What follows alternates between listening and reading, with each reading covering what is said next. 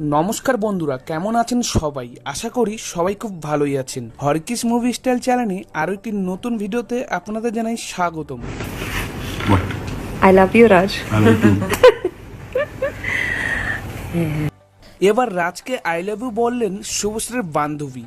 রাজও শুভশ্রীর বান্ধবীকে I love you two বলে, যে ভিডিওটি মুহূর্তের মধ্যে ভাইরাল হয়ে যায় এবং তা নিয়ে সমালোচনায় ভিড় পড়ে যায় সোশ্যাল মিডিয়ায়। তাহলে কি শুভশ্রীর বান্ধবীর সাথে রাজের কিছু চলছে?